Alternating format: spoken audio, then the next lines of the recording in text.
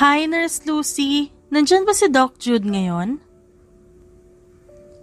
Nakangiting tanong ni Blair sa nurse na nasa information desk sa ospital, kung saan nagtatrabaho ang kanyang fiancé.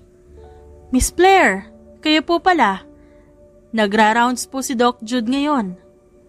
Sagot ni Nurse Lucy sa kanya. Oh, I see. Hintayin ko na lang siya dito.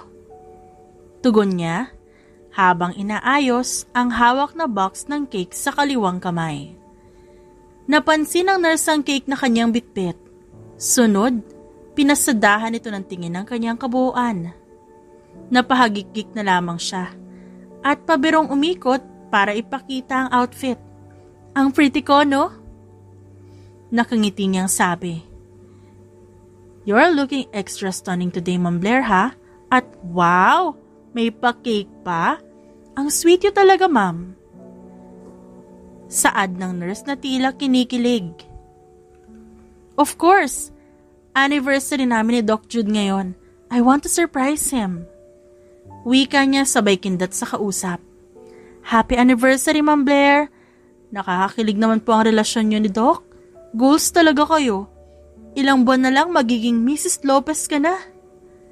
Sagot ng babae na nagpapulas sa pisngi ni Blair.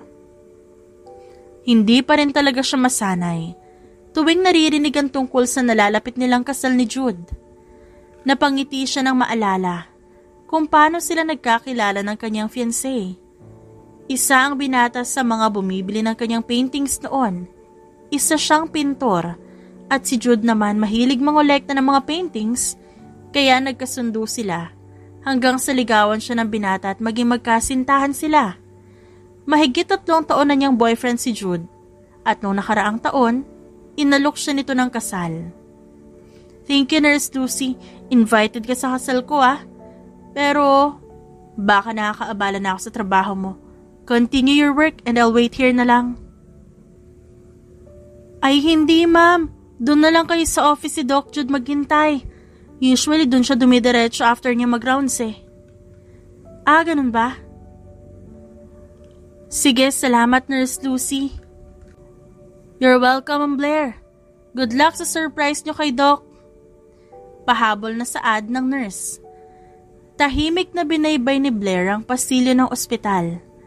Tanging ang tunog ng kanyang 5-inch Louboutin heels ang naririnig sa buong hallway.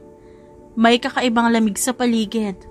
Ngunit, ang excitement na nararamdaman niya para sa gagawing sorpresa para kay Jude ang nagbibigay ng kakaibang init sa kanyang pakiramdam. Sinili pa niya ang cake na binili niya kanina. Chocolate flavor yon, na siyang paborito ni Jude. May short message pang kasama. Excited na ako makita ang reaksyon niya. Dahil abala sa trabaho ang kanyang fiancé, siya na ang nag-effort na bisitahin ito sa ospital. Napapansin niya kasi na bilang na lamang ang paglabas nila ni Jude dahil palagi itong busy sa trabaho. Kaya naisip niya na sorpresahin ito sa mismong workplace nang sa ganon magkaroon sila ng oras kahit papano. Nang makarating siya sa harap ng opisina ni Jude, bigla siyang nakaramdam ng kakaibang kaba. Tila may bumubulong sa kanya na wag na siyang pumasok, pero ipinagkibit balikat na lamang niya yon. Marahan niyang pinihit ang doorknob. Kumunot ang kanyang noon nang may marinig siyang ingay sa loob ng opisina. He's inside? Tapos na ata siya sa pagra-rounds. Bulong niya sa sarili. Tatawagin na sana niya ang pangalan ng kasintahan nang marinig niya na tila may kausap ito sa loob, kaya hindi muna siya tumuloy sa pagpasok. Stop this, Nurse Ivy. Paano kung malaman nito ni Blair? Boses yun ni Jude mula sa loob. Napakunot ang noon niya sabay tikwas ng kilay. Si Ivy? Ang stepsister niya nasa loob? Nagtataka siya pero malinaw ang boses ni Jude at ng babae. Sigurado siya na kapatid niya nga ang nasa loob, lalo na nang sumagot to. So what, Jude? Don't act like you don't enjoy this. You keep telling me how boring my dear half-sister is. Kaya nga sahan ka lumalapit, diba? I give you what you want. And I give you what Blair couldn't. Lumalapit ka sahan kasi alam mong Hindi ako tulad niya. I'm not boring. I'm not a loser. Like my perfect little half-sister. Ivy, stop it. Ikakasal na kami ni Blair. Gusto ko nang patulin ko ano man ang mamagitan sa ating dalawa. Boses muli ni Jude. Alam nating dalawa na hindi mo kayang gawin yon, Jude. You can deny it all you want. But you love being with me. You love how I make you feel alive. You have my attention and my body. Bagay na hindi maibigay sa'yo ng kapatid ko. I'm all yours, darling. Ilang sandali pa, may narinig siyang ungol mula sa loob ng opisina ng kanyang fiancé. Nanginig ang kanyang buong katawan. May hinala na siya sa nangyayari. Ngunit hindi niya maigalaw ang kanyang mga paa. Napako siya sa kanyang kinatatayuan. Lalong bumigat ang kanyang pakiramdam nang wala siyang marinig na sagot mula sa kanyang fiancé dahil napuno na ng daing ang buong silid. Hindi niya na kinaya.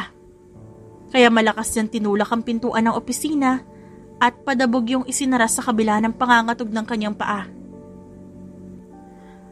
Mabilis siyang naglakad palapit sa dalawa na parehong nagulat sa kanyang pagdating. Mga hayop kayo! Mga baboy! Sigaw niya sa fiancé at kapatid na kapwa. Wala nang saplot sa katawan.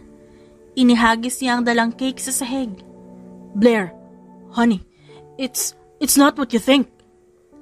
Gulat na sagot ni Jude, habang tarantang itinataas ang nakababa nitong pantalon. Si Ivy naman na nakaupo sa ibabaw ng table, tila hindi man lang natinag sa kanyang pagsigaw. Bagkus binigyan pa siya nito ng mapang-asar ng ngiti, habang nag-aayos ng strap ng bra. So, this is what you've been doing while you're at work, Jude? Sabi ng nurse, nagra-rounds ka raw.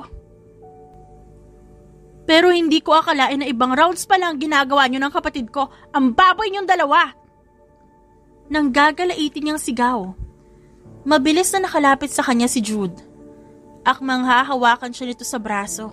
Ngunit mabilis siyang umiwas. Don't you dare touch me! Baka kung saan-saan mo na hinawak. Ang dumi mo. Really, Jude? Ginawa mo to sa anniversary natin? How dare you? Blair, let me explain. Pagmamakaawas sa kanya nito. Ngunit nagmatigas siya. Now I know. Ngayon alam ko daw kung ba't unti-unti ka nagbago. Sabi mo nun busy ka lang sa trabaho, kaya hindi ka sumisipot sa mga date natin. Inintindi ko yun. Dahil alam ko na abala ka dito sa ospital. I understand you. Kahit na minsan nagtatampo ako dahil wala ka ng oras sa akin. Lahat ng pagkukulang mo inintindi ko. Tas ito ang igaganti mo sa akin? Nakayuko lamang si Jude habang pinapakinggan siya maglabas ng galit. And you, Ivy? Kapatid kita? How could you do this to me? Baling niya sa kapatid na nanonood sa gilid. Oh, please, Blair. Don't act so surprised. Hindi ko naman kasalanan na mas gusto ako ng fiancé mo kaysa sa'yo. Siguro kasi alam niyang boring ka. Who would want to be stuck with someone as plain as you? Maarting sagot ni Ivy sa kanya. Sa puntong yun, hindi na napigilan ni Blair ang kanyang sarili. Isang malakas na sampal ang ibinigay niya kay Ivy na ikinagulat nito. Para yan sa kababuyan na ginawa mo. Wika niya sa kapatid pagtapos ibinalik ang tingin kay Jude. Blair, magpapaliwanag ako. Patuloy na saad nito. Pero dalawang magkasunod na sampal ang isinagot niya. Explain? Ano ipapaliwanag mo? Kung paano mo ako ginawang tanga? Gago! Gago ka! Ikaw, Ivy, you've always hated me. Naintindihan ko na ngayon. You are insecure and you'll do anything just to ruin me. Well, guess what? You don't win. Tumawa ng malakas si Ivy. I won, Blair. Ako nga ang pinili ng fiancé mo, di ba? Ngumisi siya bago walang emosyon na tinignan ng kapatid. He chose you? Hindi mo ba napansin, Ivy? Hindi ka niya pinili. Ginamit ka lang niya para sa init ng katawan. You're just a cheap replacement. Napawi ang ngiti sa labi ni Ivy. Tila natamaan ito sa kanyang sinabi. Akmang sasagot pa ito pero tinalikuran niya na ang kapatid. Na kay Jude na ulit ang kanyang atensyon. Tinitigan niya ito sa mga mata habang dahan-dahan niyang hinuhubad sa kanyang daliri ang singsing. Kita niya ang panlalaki ng mata ng kanyang fiancé. Mukhang nahulaan na nito ang balak niyang gawin. No, Blair, I'm sorry. Patawarin mo ako. Lumuhod sa kanyang harapan si Jude, ngunit wala siyang maramdaman na kahit konting awa pa dito. I'm calling off the engagement. Wala nang kasalang magaganap. I'm breaking up with you, Jude. Don't worry. Hindi naman masasayang ang ginastos mo para sa preparation. Nandiyan ang kapatid ko. Siya ang pakasalan mo. Magdiwang kayo. Dahil simula ngayon tapos na tayo. Itinapon niya ang singsing sa nakaluhod na binata pagkatapos ay taas noong nilisan ng lugar na yon. Nang makalabas siya, doon lamang bumuhos ang kanyang luha. Walang tigil yon. Maging ang kanyang hikbi, hindi niya mapigilan. Mabilis niyang tinakbo ang hallway. Marami ang napapalingon sa kanya dahil punong-puno ng luha ang kanyang muka. Nang mapadaan siya sa information desk, tinawag pa siya ni Nurse Lucy pero hindi siya lumingon at mabigat ang dibdib na nilisan ng ospital. Samantala, nagtatakang tingin naman ang ibinato ni Inigo sa nurse na naabutan niyang sumisigaw sa may front desk. Mabilis niya itong tinawag. Nurse Lucy, why are you shouting? Gulat siyang tinignan ng babae. Dr. Del Valle, pasensya na po ah. Sorry, napasigaw ako, hindi na po mauulit. Don't do it next time. Baka makaabala ka ng pasyente. By the way, sabihan mo ang mga head doctors sa bawat department na magkakaroon ng meeting. Pag-uusapan ng mga medical equipment at medicine na kailangan sa ospital. Yes, Doc. I'll inform them right away. Sagot ng nurse. Agad din naman siyang dumiretso sa conference room para maghanda sa magaganap na meeting. Habang naglalakad, naramdaman niyang nag-vibrate ang kanyang cellphone na nasa bulsa ng suot niyang lab coat. Hello, Lolo. What's with the sudden call? May problema ho ba sa mga bata? Tanong niya sa kanyang lolo nang sinagot niya ang tawag. Inigo, Apo. Gusto ko makausap ng mga anak mo. Kanina pa nila ako kinukulit na tawagan ka. Hindi ba ako nakakaabala sa trabaho mo? Sagot ng kanyang lolo Dado na nasa kabilang linya. Di naman, Polo. Nasaan po ang quadruplets? Narinig niya na tinawag ng matanda ang kanyang mga anak. Ilang sandali pa ay ang mga bata na ang kausap niya sa linya. Hi, Daddy! Sabay-sabay na sigaw ng quadruplets na sila Nico, Noah, Ella at Zoe. Napangiti si Inigo. Hey kids, may gusto raw kayo sabihin kay Daddy. What is it? Sabay-sabay nagsalita ang apat na bata kaya hindi niya masundan ang sinasabi ng mga ito. Mga anak, one at a time. Hindi ko kayo maintindihan. Nico, ikaw muna. Dad, can we buy ice cream later? Promise we'll finish our homework first. Ice cream? Kunwari nag-isip pa siya bago muling magsalita. Have you all been good today? Yes, Daddy. Are you sure? Noah, tell me the truth. Have you been behaving? Natatawa niyang tanong sa isa niya pang anak na lalaki na si Noah. Ito ang pangalawa sa quadruplets. Daddy, behave po kami. Kuya Nico and I even helped Ella with her puzzle kanina. Di ba, Ella? Saad naman ni Noah. At kinuntsaba pa ang kapatid na babae. Yes po, Daddy. Mababait po kaming four dito. At saka, Daddy, gusto po namin ng ice cream kasi po yung tooth ni Zoe na bunot kanina. Sabi po ni Yaya dapat mag-eat daw siya ng cold food. Hindi naman po pwede na siya lang mag-ice cream. Kaya please, Daddy, pumayag ka na po. Pa-ice cream din kami nila Kuya Nico at Kuya Noah, please. Paglalambing ni Ella sa kanya. Natawa na lamang si Inigo nang nagsimula nang maglambing ang mga ito. Okay.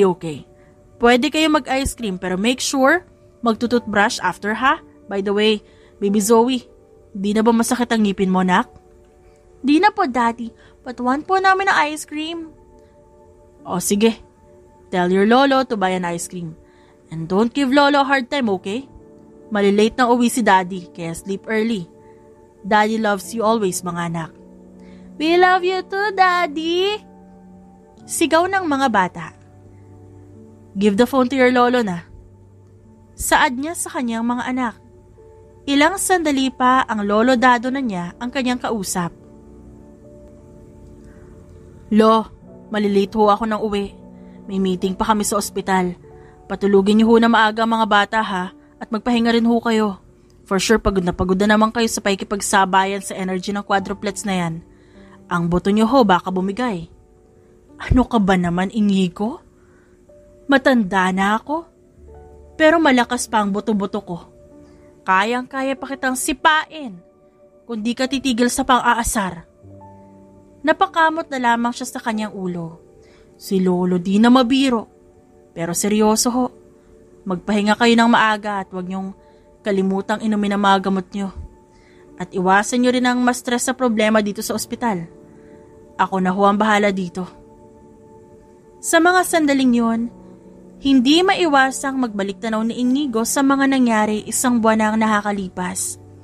Muntik nang atakihin sa puso ang kanyang lolo Dado dahil sa dami ng problema na kinakaharap ng Del Valle Hospital. Ang lolo niya na si Diosdado Del Valle ang nagpatayo ng ospital na yon. At nang muntik nang malagay sa panganib ang kalusugan nito, agad siyang kinontak ng matanda para ipasa sa kanyang pamamahala ng ospital. Sa ibang bansa siya nakatira kasama ang quadruplets. Ngunit dahil sa kahilingan ng matanda, umuwi sila ng Pilipinas. May tiwala ako sa iyo, Apo. Isa ka sa pinakamagaling na doktor na kilala ko. Alam kong kayang-kaya mong pamahalaan ang ospital. Yun ang sinabi sa kanya ng kanyang lolo nung inalok nito ang posisyon bilang presidente ng ospital. Dahil siya lamang ang kumuha ng kursong medisina sa 4 niyang mga pinsan at walang may interes sa mga tita at tito niya, patay na rin ang mga magulang niya. Kaya siya na lang talaga ang maaasahan ng kanyang lolo. Kaya naman tinanggap niya ang posisyon. Hindi talaga ako nagkamali na ibigay sa iyo ang mataas na posisyon sa ospital, Apo.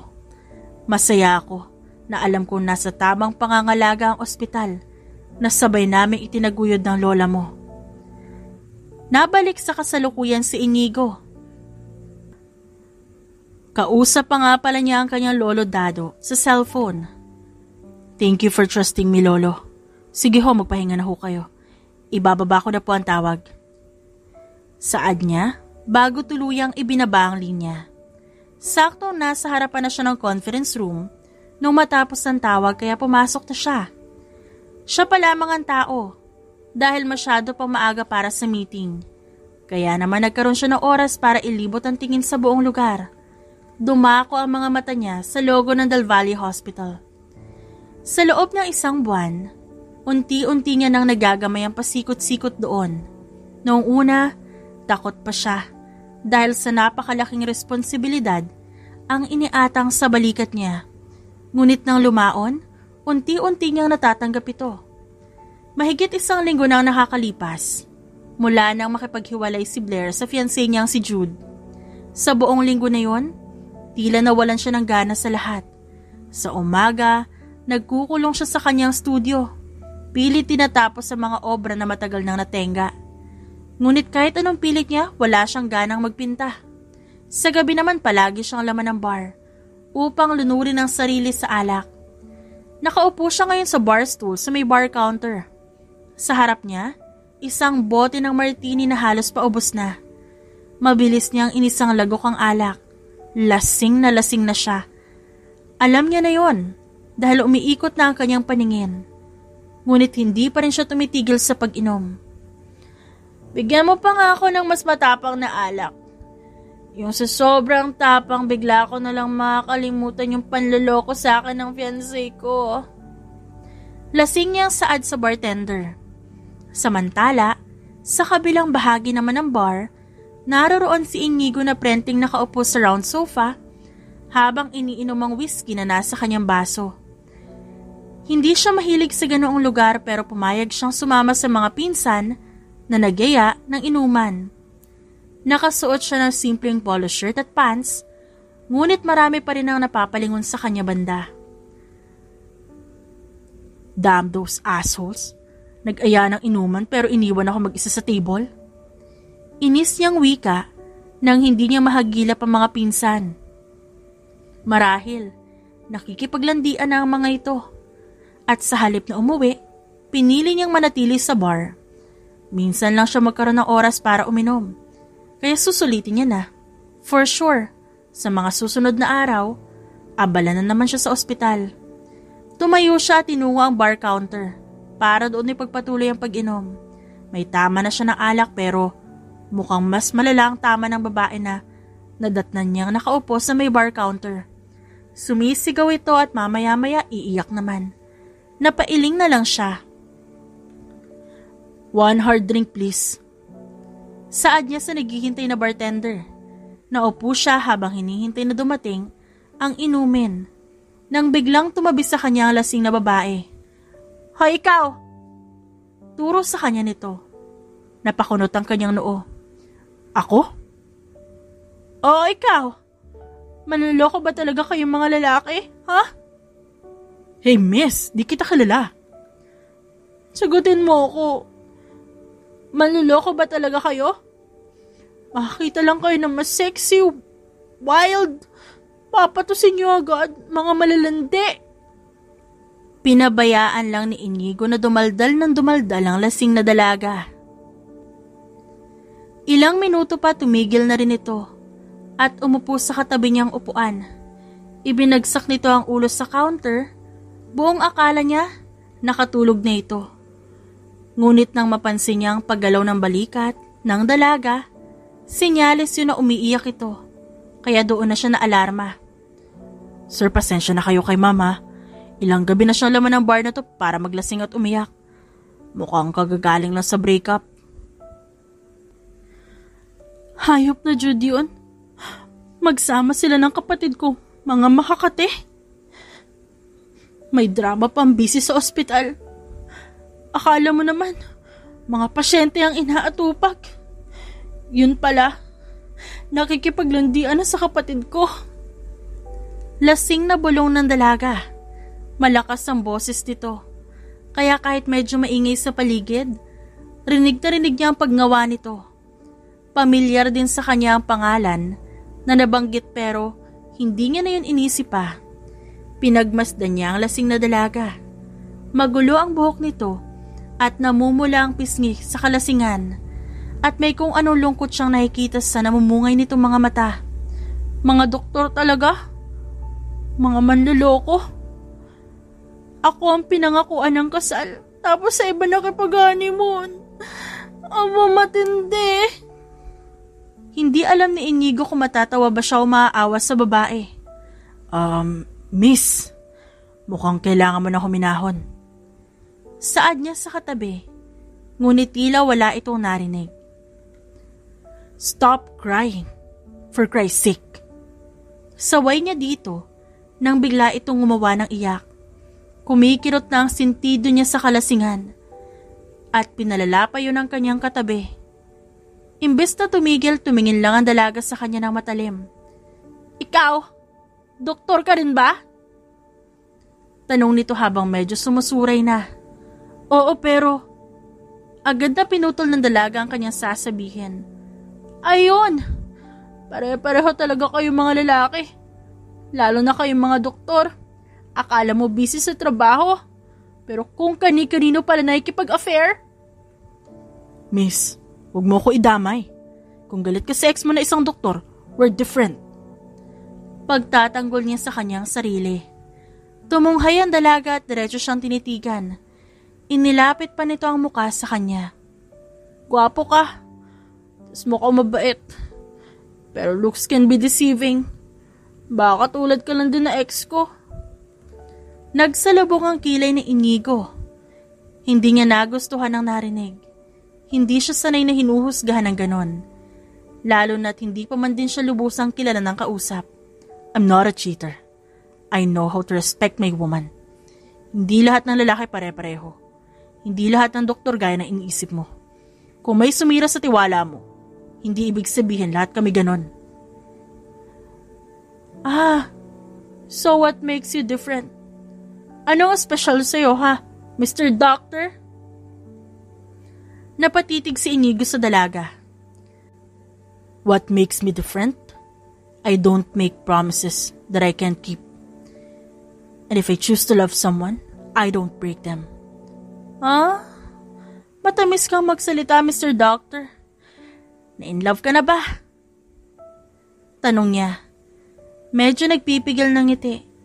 Sa isip niya, gusto niyang sabunutan ng sarili. Talaga nga atang lasing na siya dahil nagagawa niya pang mag-interrogate ng isang estranghero. Natigilan ang lalaki sa tanong niya. Parang nag-isip muna bago magsalita. Pero kalaunan sumagot din. Yes, I fell in love before. I fell in love with an amazing girl. Sana all. Ang swerte ng babae mo. Nasaan siya ngayon? Ang matamis ng ngiti ng lalaki biglang napalitan ng lungkot. She became one of the stars. She died 7 years ago. Napasinghap si Blair.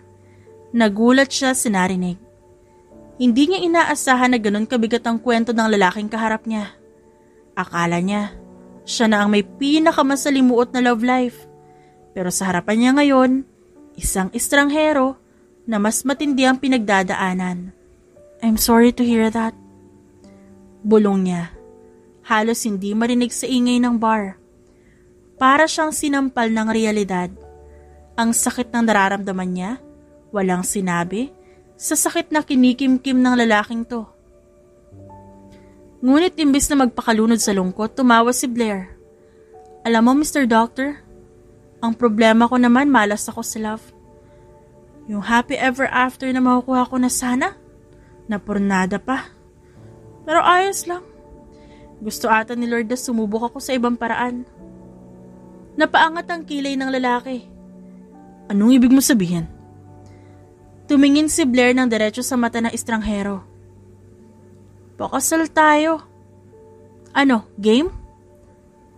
Halos mabitawan ng lalaki ang baso na hawak nito. Excuse me? 7 years nang patay ang girlfriend mo. Tapos ako, nag-cheat ang fiancé ko. Pareho tayong malas sa love life. Let's do something crazy. Pakasal tayo ngayon. Natalo na nga ata ng alak ang sistema ni Blair. Hindi niya na alam ang kalokohang pinagsasasabi niya. Teka, lasing ka lang. Protesta ng lalaki pero agad niya itong pinutol. Exactly. Lasing ako. Kaya sinasabi ko to. At ikaw lasing ka. Kaya dapat pumayag ka. Come on, Mr. Doctor. Let's be stupid together. Saad niya at hinila ang lalaki palabas ng bar. Sigurado ka ba sa gusto mong mangyari, miss? Tuliro na ring tanong ng estranghero sa kanya. Yes! Let's get married tonight!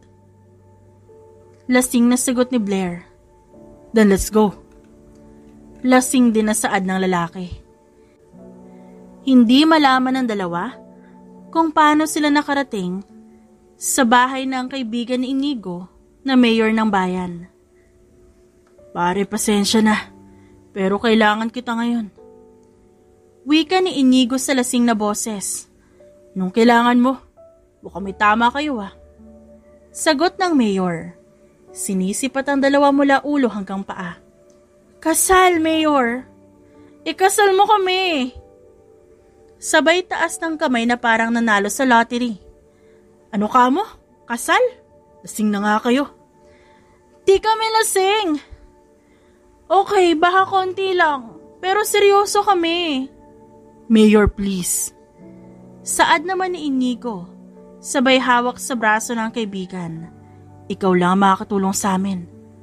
Alam kong bawal ang kasal sa ganitong oras pero gawin mo para sa amin. Para sa akin, kaibigan mo naman ako eh.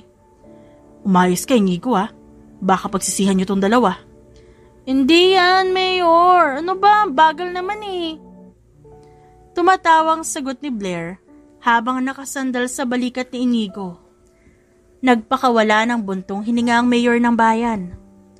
Huwag niyo akong sisisihin. Kayo ang may gusto magpakasal. Sa loob ng opisina, Minadali ng mayor ang pag-aayos ng papeles. Halatang nagdadalawang isip ito, pero hinayaan na lang ang kabaliwan ng dalawa. Last chance. Sigurado ba kayong gusto nyo to? Baka magising kayo bukas na nagsisisi. Sure na sure. Game na, Mayor! High pitch pa na sagot ni Blair. Umiling din si Inigo bago sunod na nagsalita. Let's get this over. Ikasal mo na kami. Huminga ng malalim ang mayor bago sinimulan ng seremonya. May pirmahan at picture-taking pa na naganap. Ang asawa ng mayor ang witness na naganap na kasalan. Napakabilis ng pangyayari. Matapos ng kasal, agad din silang umalis. Narinig pa nila ang sigaw ng mayor na ipapadala ang kanilang marriage certificate sa isang araw pero tinawanan lang nila yon. Hindi na alam ni na Blair at Inigo ang nangyari. Nakita na lamang nila ang sarili na nasa loob ng taxi. Wala na sa wisyo para magmaneho ng kanika nilang sasakyan. Hey Mr. Doctor, kasal na tayo pero di ko pa alam pangalan mo. Saad ng nakapikit na si Blair. Call me Inigo. How about you? What's your name, dear wifey? Tinatawag pa nito si Blair sa bagong endearment. I'm Blair. But I want that. Mas bet ko yung wifey. Can I call you hubby too? Ikaw ang bahala. Namayani ang katahimikan sa loob ng taxi. Hanggang sa tuluyan ang nakatulog si Blair.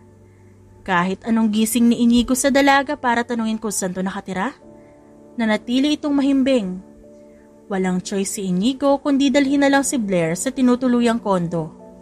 May kondo ang lalaki para sa mga pagkakataon na hindi nito kayang umuwi sa bahay ng kanyang lolo.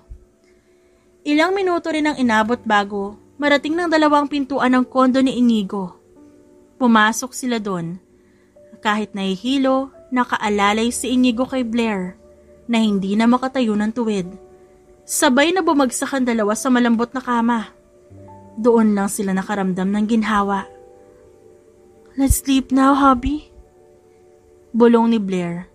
Pagkatapos ay sumiksik na parang pusa sa katawan ni Inigo. Umuna ng dalaga sa braso ng lalaki. Kahit na inaantok, nagawa pang hapitin ni Inigo ang bewang ng dalaga. Hanggang sa maging komportable sila.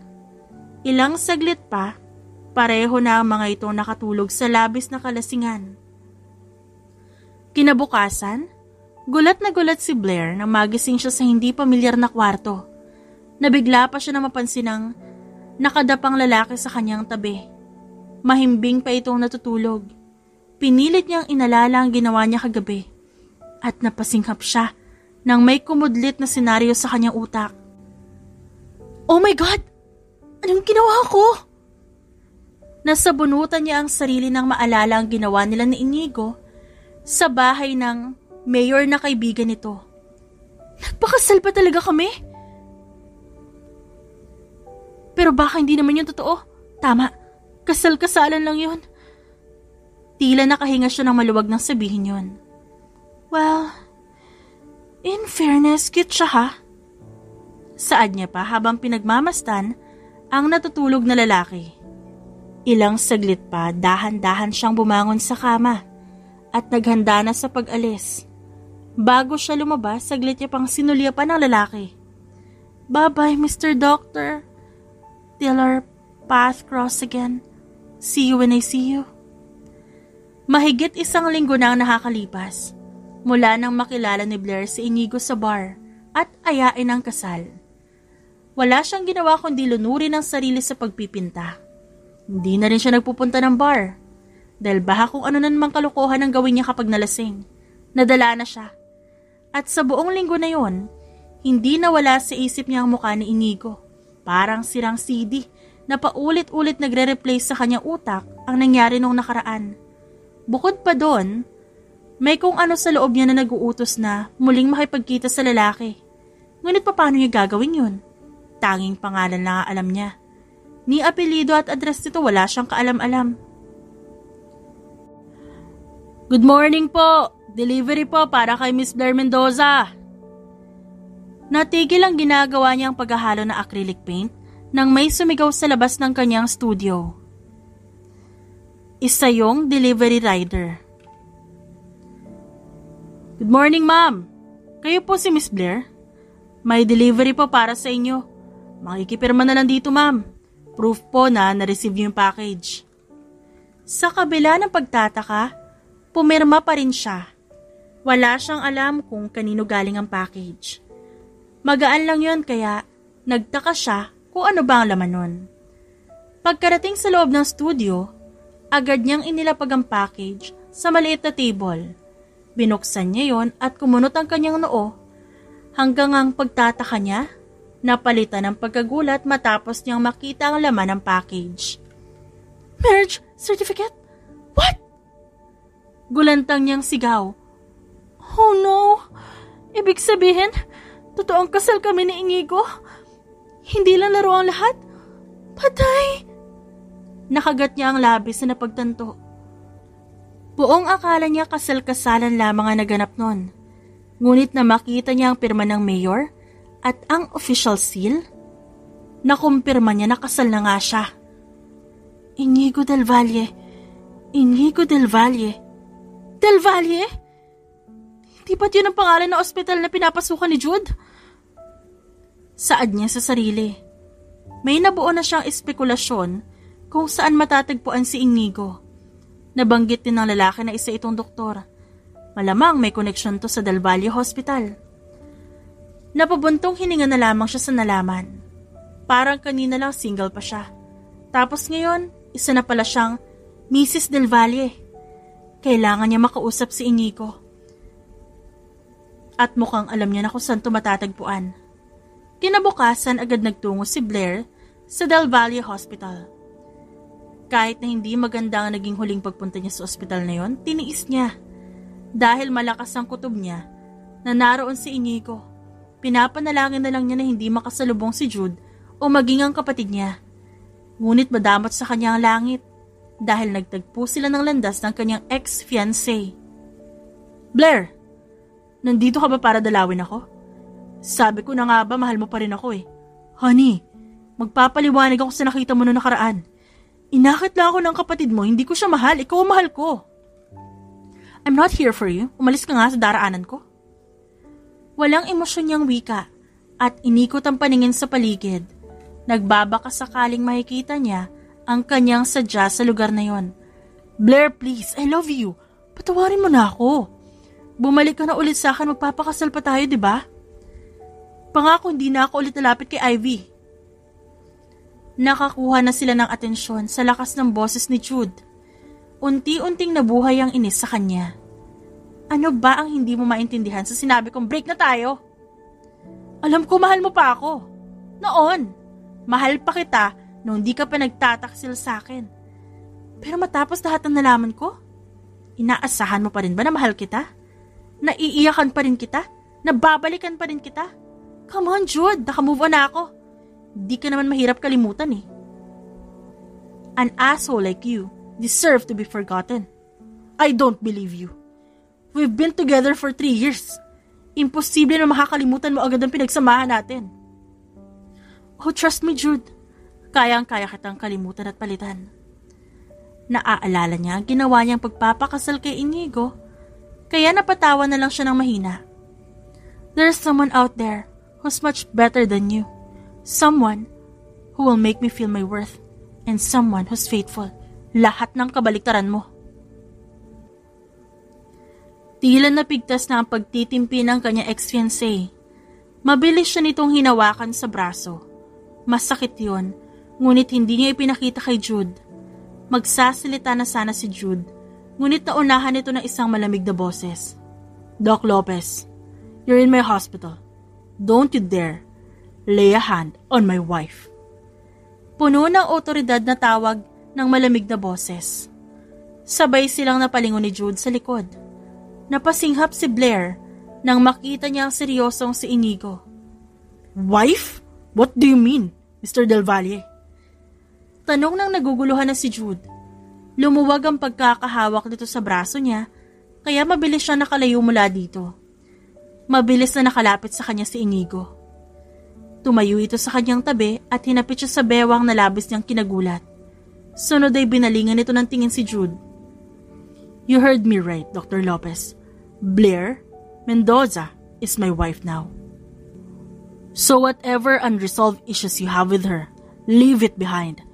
You're not welcome to treat her this way. Napaawang ang labi ni Blair sa narinig. Ibig sabihin, nakarating na rin pala sa lalaki ang balita na totoo ang kasal nilang dalawa. Blair, anong ibig sabihin nito? Asawa ka niya? Paano nangyari yon? Nanlalaki ang mga matang tanong ni Jude sa kanya. Natuwa siya sa reaksyon nito. Kaya naman nakaisip siya ng isang plano. Mas inilapit niya ang kanyang katawan kay Inigo at humilig sa braso nito bago nang aasar na tumingin sa dating kasintahan. You heard him loud and clear, Jude. Inigo and I are married. He's my husband now. Sinabi ko na sa'yo, Jude. Kaya kitang palitan ng walang kahirap-hirap. And guess what? I found someone far better than you. Tumigil siya saglit at binigyan ng mapanuyang tingin si Jude bago binalingan si Inigo na kalmado lang na nakatayo sa tabi niya. Ngumisi siya at muling ibinalik ang tingin sa dating kasintahan. See, I let go of worthless stone to claim this priceless diamond. You're nowhere near his leak. Dugtong pa niya pagkatapos hinila paalis si Inigo na wala pa ring imik. Let's go, hubby. Huwag na tayo mag-aksaya ng oras dito. Hindi alam ni Blair kung saan niya ba dadalhin si Inigo. Hindi niya naman kasi alam kung saan ang opisina nito. Mukhang napansin naman ng lalaki ang kanyang problema. Let's go to my office. Tahimik lang siya habang hila ni Inigo. Nang makarating sa malawak na opisina nito, agad siyang umupo sa malaking sofa pagkatapos yumuko. Nahihiya siya sa pinagsasabi niya kanina. Mukhang alam ko na ang pinunta mo dito. Wait me here. May titignan lamang ako pasyente pagkatapos mag-uusap tayo ng masinsinan. Wifey. Nakangising wika sa kanya ni Inigo, na lalong nagpapula sa kanyang pisngi. Tila napansin naman ito ang kanyang pamumula dahil natawa ito. At ginul nito ang kanyang buhok. Hintayin mo ako, madali lang ako, promise. Nang si Blair na lamang ang natira sa malawak na opisina ni Inigo, hindi niya mapigilan na libutin ang kwarto. Malawak yon at saka maaliwalas. Agaw pansin ang desk nameplate kung saan nakasulat doon ang buong pangalan ng lalaki. He's a surgeon and the president of this hospital? Wow! Ilang saglit pa, biglang bumukas ang pintuan. Akala niya, bumalik na si Inigo ngunit iba ang pumasok. Nagtagpo ang mata nila ni Ivy. Galit na galit ito. Ano to narinig ko, Blair? You married Dr. Inigo del Valle? Nang gagalaiting sigaw ng kanyang half-sister na basta-basta na lang pumasok sa loob. Grabe, ang bilis namang kumalat ng balita. Why? Nagulat ka, no? You're unbelievable. Ganyan ka ba kadesperada? Kailangan mo pa maghanap ng ibang lalaki para makaganti kay Jude at sa akin? Hindi niya mapigilang tumawa ng malakas na narinig. Ako? Desperada? Sa ating dalawa, ikaw ang desperada. Sino ba sa atin ang nakuhang mang-akit ng fiancé ng iba? You, right? At akala mo siguro, hindi ko kayang bumangon pagkatapos ng ginawa niya ni Jude? Well, guess what? I'm standing here, stronger than ever, and married to a man who's 100 times better than Jude. Oh, please, Blair. Huwag mo ipilit. Alam kong ginagawa mo lang ito para saktan kami. Kahit ano sabihin mo, alam kong hindi ka masaya. Tumaas ang kanyang kilay. Saktan kayo? No need, Ivy. Wala akong pakialam sa inyo ni Jude. Ngayon, malaya ka nang mahalin siya. Pulutin mo ang basura na tinapon ko na. After all, garbage suits you. Matapang niyang saad. Sumama ang timpla na mukha ni Ivy at padabog siya nitong tinalikuran. Talo ka pala eh. Saad niya kahit wala na ang kapatid. Ilang saglit pa, muli niyang narinig ang pagbukas ng pinto. At sa pagkakataong yon si Inigo na ang pumasok. Inaya siya nito sa isang restaurant para doon sila mag-usap. We met again, Blair Mendoza. Or should I call you Mrs. Del Valle? Napabuntong hininga si Blair. So totoo nga nakasal tayo. Kailan mo pa nalaman? Luis told me. Siya ang mayor na nagkasal sa atin. Ipinadala na raw ang marriage certificate natin sa address mo. And I believe na tanggap mo na yun. Dahil wala ka dito kung hindi. Unti-unting nag-sink in kay Blair ang mga nangyari. Napahilot na lamang siya ng kanyang sentido. Diyos ko, ano ba tong pinasok ko? Pero, Inigo, lasing tayo ng gabing yun. We didn't even know what we're doing. Maybe we didn't know what we're doing. Pero hindi magbabago ang katotohanan na kasal na tayo. Kalmadong sagot sa kanya ng lalaki. Paano nito nagagawang kumalma? Samantalang kasal sila. Let's file for annulment. Let's fix this habang maaga pa. Suhestyon niya. Inaamin ni Blair na masakit pa rin ang nangyari sa kanya sa dating relasyon. Pero hindi ibig sabihin nun, hahayaan na niyang makulong sa kasal na resulta lamang ng kabaliwan nila ni Inigo nung lasing sila. Magmo-move on na siya, pero hindi sa ganung paraan. Umayos na upo si Inigo at diretso siyang tinitigan sa mata. No, I won't do that. Napamaang siya sa sagot nito. No? Anong no? Blair, I believe in marriage. Hindi ako naniniwala sa annulment. If we're married, we're married. I don't take this lightly. Inigo, you don't get it. This is insane. Paano ko tayo papaliwanag kay Daddy? Sa lahat ng tao, buong akala nila kay Jude ako ikakasal. Ano mapapala ko dito? Actually, Blair, this situation benefits you more than you think. Benefits me? Sa panong paraan? Your ex-fiancé and your stepsister, they betrayed you in the worst possible way, right? Now you're married to someone like me. Successful, respected, and good-looking. Hindi ba maganda ito gamitin bilang paggiganti sa kanila? Napaisip si Blair sa sinabi ni Inigo. What are you trying to say? Gagamitin ko ang kasal na to para maghiganti? Not just revenge, redemption. You show them that you don't just move on, you upgraded. You prove to them that you're stronger, smarter, and better than the mess they left you in. Napatitig si Blair sa marriage certificate na nasa ibabaw ng table. So, we'll let this marriage work. Wala ba ako masasagasaan kung sakali? You're her girlfriend perhaps. Umiling si Inigo. Like what I've said last time, my last girlfriend died 7 years ago. Napatango siya. May isang bagay pa na bumabagabag sa kanya. Inigo, paano kung mahulog ako sa'yo habang nasa ganito tayo? Tukoy niya sa setup nila. Tumaas ang sulok ng labi ni Inigo. Then that's better. I'm willing to catch you when you fall. Gaya ng sinabi ko, I want this marriage to work.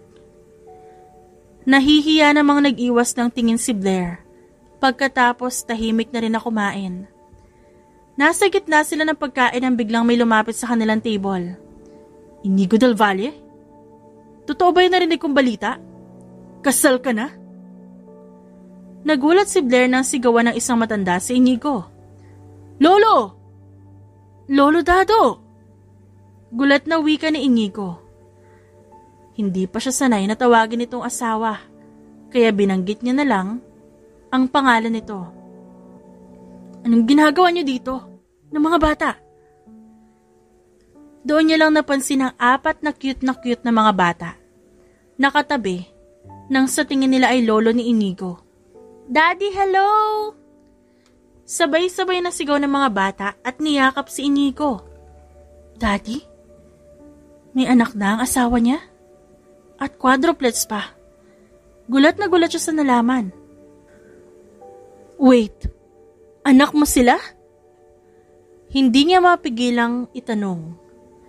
Dahil doon, nakuha niya ang atensyon ng 4 na bata.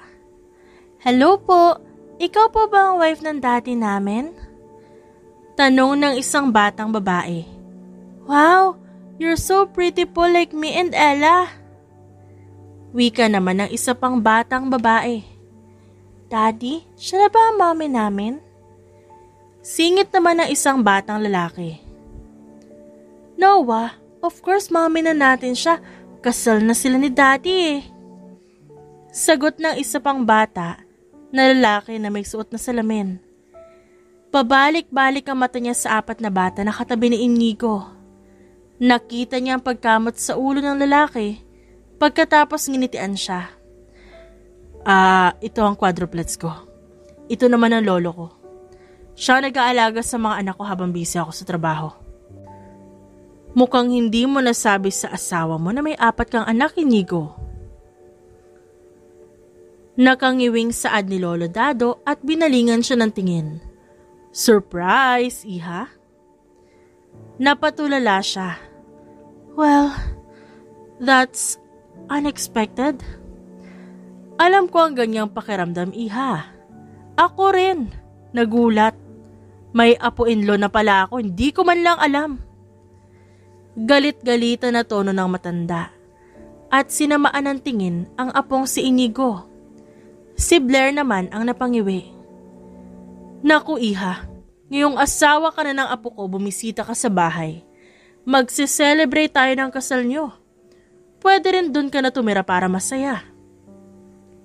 Masayahin ang lolo ni Inigo. Yun ang unang napansin ni Blair. Kaya wala pang ilang oras na magkakilala sila, nakagaanan niya na ng loob ang matanda. Nakilala niya na rin ang quadruplets ni Inigo. Gustong-gusto niyang kurutin ang pisngi ng mga ito sa sobrang kakyutan. Mommy Blair? Tawag sa kanya ni Ella. Mukhang kailangan niya ng sanayan ng sarili na may tumatawag sa kanyang mommy. Yes, baby Ella? Mommy, pwede po sa mansion ka namin matulog today? We want to bond with you pa po. Wika ng bata. Mommy, pwede ka bang magbasa ng bedtime story mamaya? Si daddy kasi palaging busy sa work kaya di niya kami nababasahan ng story. Napalingon siya kay Inigo na kasalukuyang kausap ang lolo nito. Nagulat siya nang biglang magkasalubong ang kanilang tingin. Kaya namumula ang kanyang muka na nagbalik ng tingin sa mga bata. Sure, I will ask your daddy if pwede ako mag-sleep doon. Halos matunaw ang kanyang puso nang halikan siya ng mga bata sa kanyang pisngi. Ang sweet na mga anak ni Inigo. Halatang pinalaki ng maayos at puno ng pagmamahal ang mga ito. Ilang saglit pa, nagpaalam na rin sa kanila si Lolo Dado at ang quadruplets. Babalik na rin si Inigo sa ospital, ngunit bago pa mangyari yun, may kailangan pa sila ulit pag-usapan. You didn't tell me that you have kids. We're drunk back then, and this is the second time that we met. Pasensya na kung di ko nabanggit sa iyo tungkol sa mga bata. May punto naman ng lalaki, kaya papalampasin niya na. So, sinong nanay? Yung girlfriend mo ba na namatay 7 years ago? Maingat niyang tanong. Nalaman niya kasi na magpipitong taon na ang quadruplets. Yes. Simpleng sagot ni Inigo sa kanya. As you can see, hindi lang ikaw magbe-benefit sa marriage na to. Pati rin ako, Blair. You will show them that you've really moved on, and I will have mother for my quadruplets. It's a win-win situation for the both of us. Napasapu na lang sa noo si Blair. Dahil mukhang sa kanilang dalawa, si Inigo ang magbe-benefit. Pero sige na nga, yayakapin niya na lang ang panibago niyang role. Kahit na nagulantang pa rin siya sa pagiging Mrs. Del Valle at pagiging instant mommy ng mga anak ng asawa niya. Naging malinaw naman ang usapan nila ni Inigo. Bago ito bumalik sa trabaho, nagpaalam pa siya kung pwede siyang bumisita sa mga bata na masaya namang pinayagan ng lalaki. Kaya naman kinagabihan, doon na siya natulog sa mansyon na siyang ikinagalak ng mga bata. Mommy Blair, nagpapaint ka diba po? Tanong ni Nico pagsapit ng umaga. Kasalukuyan silang kumakain sa hapag. Katabi niya sina Ella at Zoe, habang sina Nico at Noah magkatabi. Katabi ang kanilang amang si Inigo, na nakaupo sa tapat, at si Lolo Dado naman ang nasa kabisera. Yes, Nico, ba't mo natanong? Pwede niyo po ba kaming turuan mag-paint? Oo naman. Mahigit 1 buwan na ang nakakalipas. Naging rutina ng quadruplets at ni Blair ang mag-bonding sa kanyang studio para turuan mag-paint ang mga bata. Nagkikita sila tuwing Sabado. Seems like they're enjoying your company. Puna ni Inigo na sunduin nito ang mga anak sa kanyang studio. Of course, I want to be close with them. Mami na nila ako, di ba? Natatawang wika niya. Sinabayan naman ni Inigo ang kanyang pagtawa. Right, you're my wife now and the mother of my kids.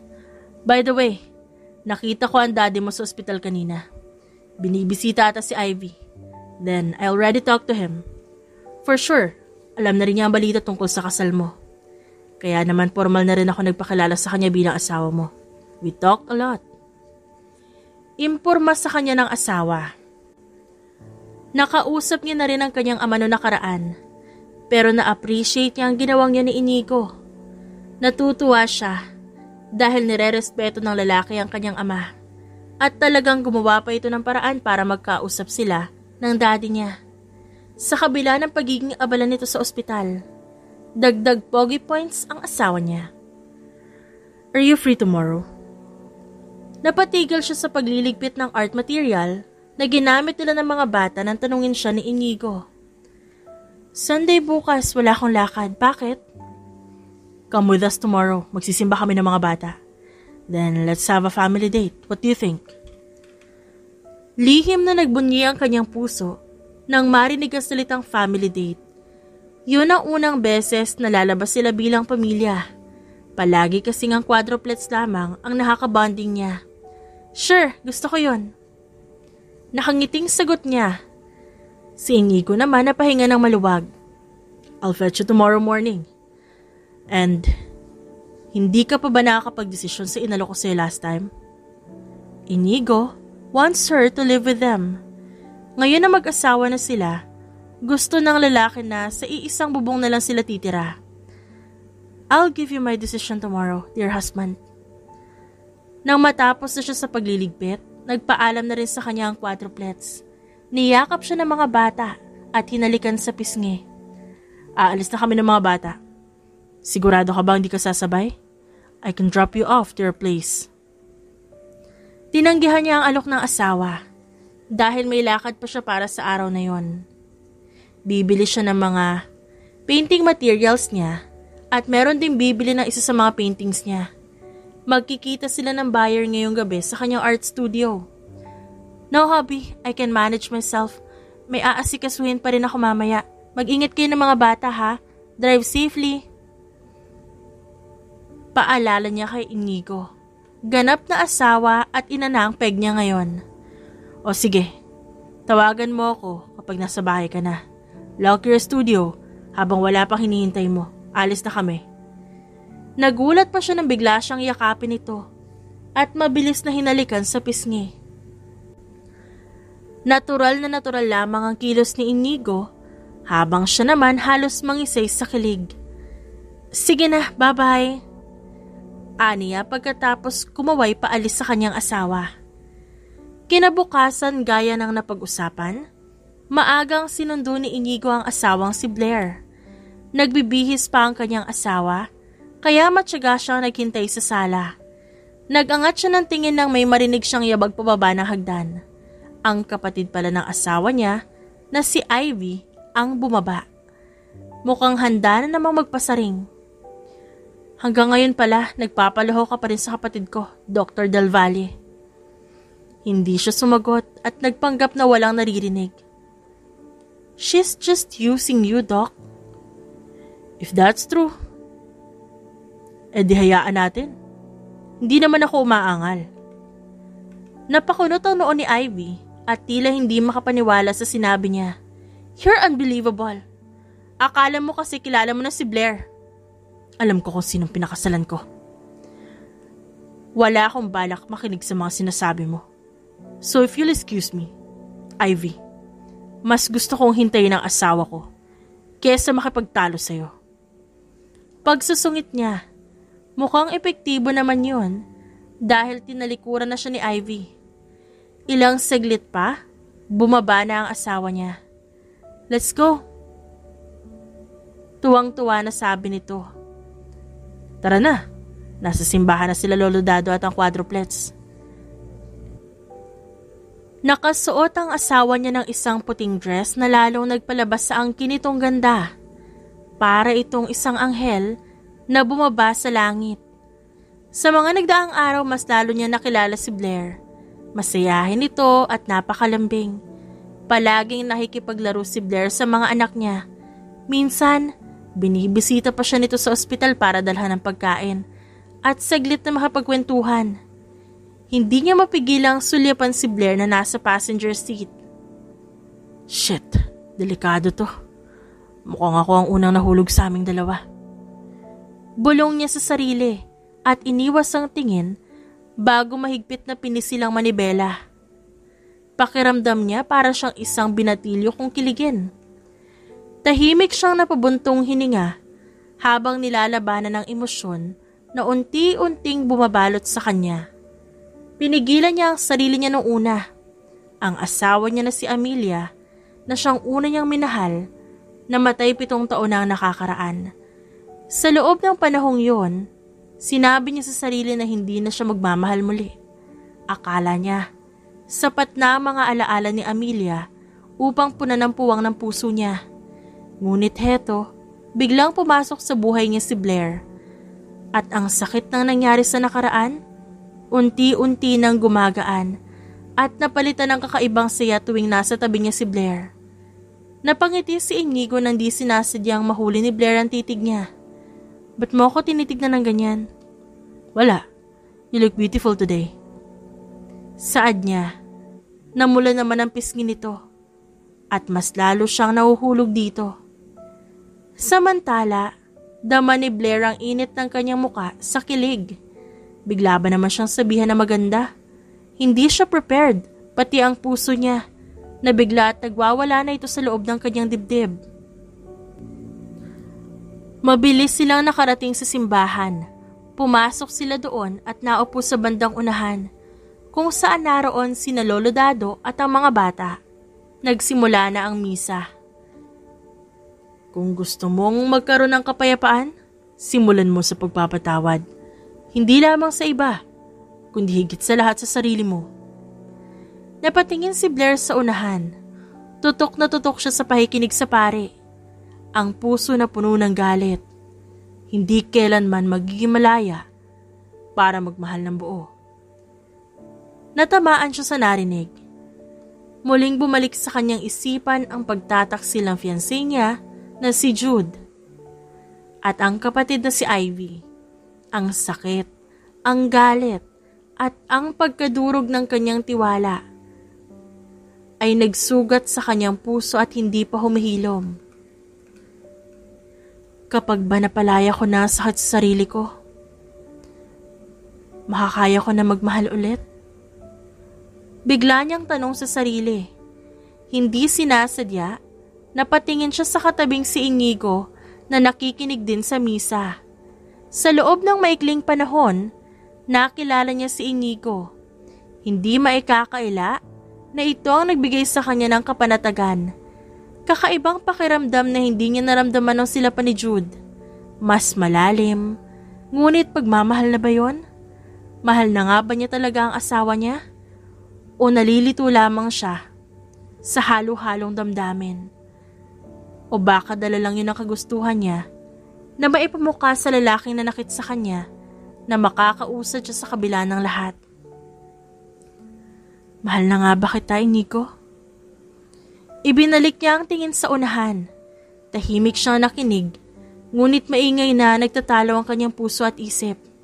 You're quiet, may problema ba? Tanong ni Inigo sa kanya. Tapos na ang misa, sakay na sila sa kotse. Patungo sila sa restaurant kung saan sila magtatanghalian. Sila lang dalawa magkasama sa kotse ni Inigo at nasa kabilang sasakyan ng quadruplets at si Lolo Dado. Wala. May inisip lang. Care to share? Makikinig ako. Sandali siyang natahimik. Medyo natamaan lang ako sa homily ni Father about forgiveness and loving again. Sinulya pa niya si Inigo. I can relate to.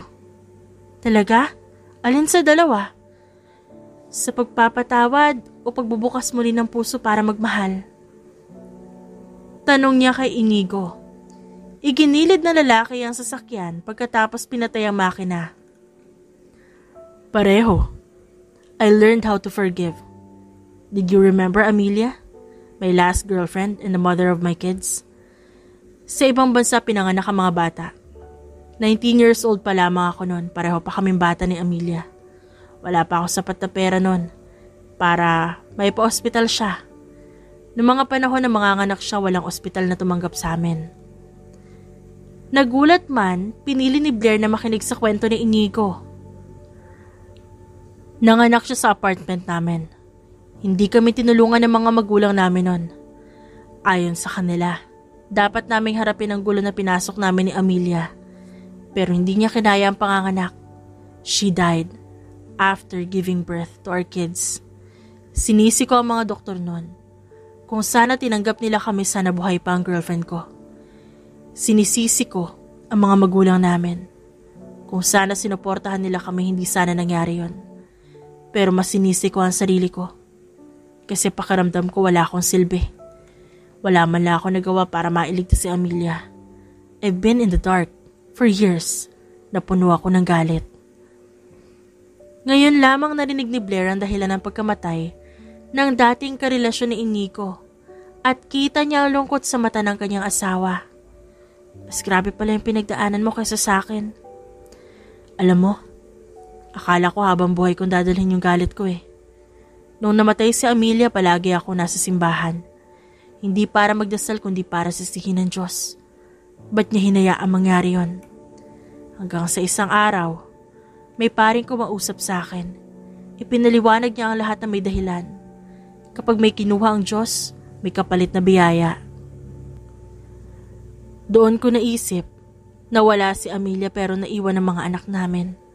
Unti-unti, natutunan ko magpatawad sa mga doktor, sa pamilya ko, sa sarili ko. Sa huli nga, naging doktor pa ako eh. Nakangiting saad ni Inigo. Napayuko si Blair. Puti ka pa. Napatawad mo na lahat.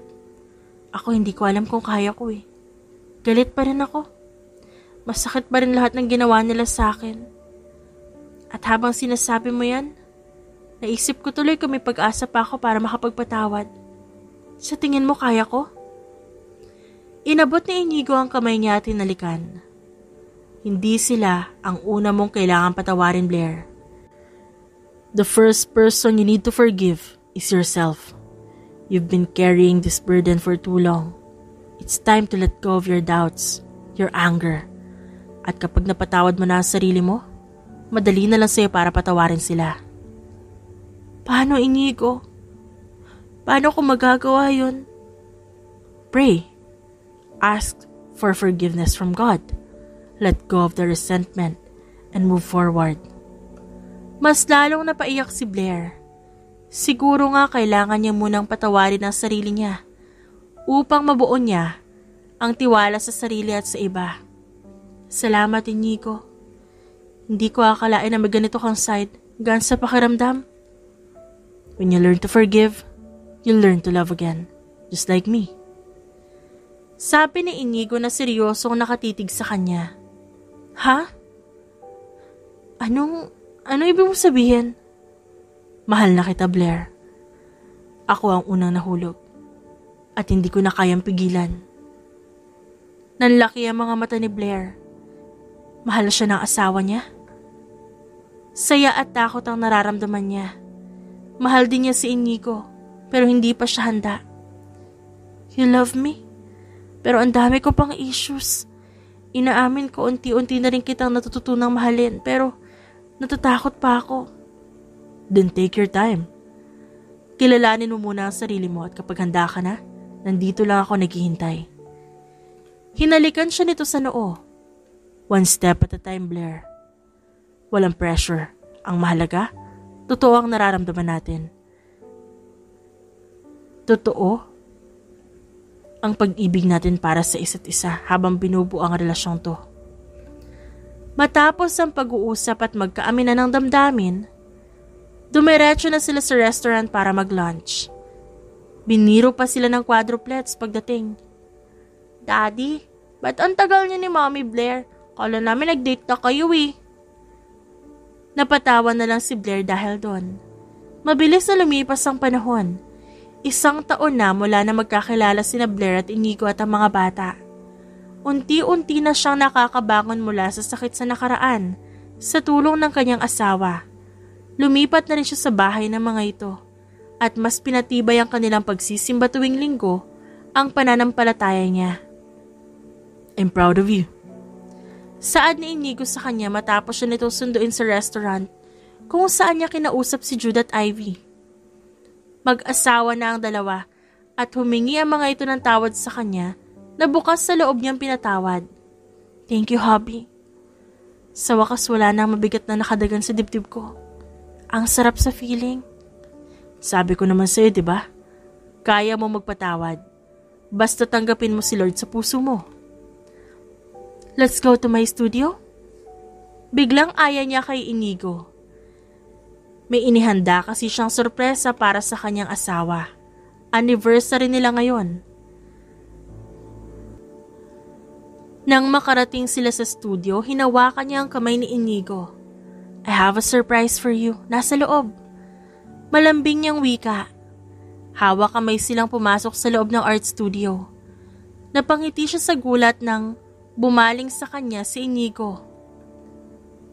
Blair? Happy anniversary, hubby. Ito ang regalo ko sa'yo. Wika ni Blair habang itinuro ang malaking painting na nakasabit sa loob ng studio. Larawan yon. Nung gabing ikinasal sila. Ginamit niya ang litratong pinadala kasama ang kanilang marriage certificate noon. Pero sa painting, pinalitan niya ang kanilang damit. Nakasuot sila ng damit pangkasal. Napakaganda ng obra. At higit sa lahat napakalaki nito. Kaya't agad itong naging sentro ng atensyon sa loob ng studio niya. Nakatitig si Inigo sa painting na ginawa niya at hindi maipinta ang emosyon sa mukha nito. Naghahalo ang gulat, saya at pagmamahal sa mata ng kanyang asawa. I'm ready now, Inigo. Salamat sa paghihintay. Salamat kasi hindi mo ako sinukuan. Lumapit siya kay Inigo at marahang hinawakan ang mga kamay nito. I love you, Inigo. Sobra. Sa pagkakataong yon, binitiwan niya ang salitang yon. Nagulat siya nang mabilis siyang niyakap ni Inigo. I love you too, Blair. You are worth the wait. Akala mo ba ikaw lang may surprise? Natutop ni Blair ang kanyang bibig nang biglang lumuhod sa kanyang harapan si Inigo. Pagkatapos, may dinukot sa likod ng bulsa nito at isa yung singsing. Palagi ko itong dala. Hindi ko akalain na ngayon ko siya may bibigay sa iyo, Blair. My lovely wife. We started this journey in the most unexpected way. But this time, I want to make it right. Will you marry me again? Napaluhan na si Blair. Tumangutango siya nang sunod-sunod habang nakangiting umiiyak. Yes, Inigo. Yes, I'll marry you again. Tumayo si Inigo at isinuot ang singsing sa kanyang daliri. Thank you, Blair. I promise to love you. Even more every single day. Mahal na mahal kita. Mahal na mahal din kita, Inigo. Hinawakan siya ni Inigo sa pisngi at kinantilan ng halik sa labi. Sa gitna ng kanilang halikan, biglang bumukas ang pinto ng studio at narinig nila ang pamilyar na boses ng quadruplets. Daddy, Mommy, tapos na ang kiss nyo?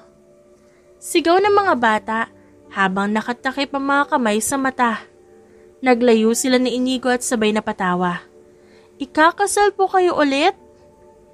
Tanong ng mga bata na nakalapit na sa kanila. Sa likod ng mga ito naroon si Lolo Dado at ang kanyang ama, maging sina Ivy at Jude na sumunod pala sa kanila. Yes kids, magpapakasal ulit kami ng mami nyo. Yay! May wedding na ulit! Mommy, Daddy, flower girl, kami tapos ring bearer tong dalawa. Last time kasi hindi kami present eh. Napuno ng tawanan at batian ng buong lugar. Nagkaroon pa ng maliit na salo-salo sa loob ng kanyang studio. Sobrang saya ng pakiramdam ni Blair. Sa huli, natutunan niyang magpatawad at kalimutan ang nakaraan at higit sa lahat, sa wakas nahanap niya ang tunay na pagmamahal. At yon, sa piling ng kanyang asawa na si Inigo at sa makukulit nitong quadruplets, hinding-hindi niya makakalimutan ang araw na yon. Dahil ang araw na yon ay ang larawan ng isang napakasayang pamilya. The End.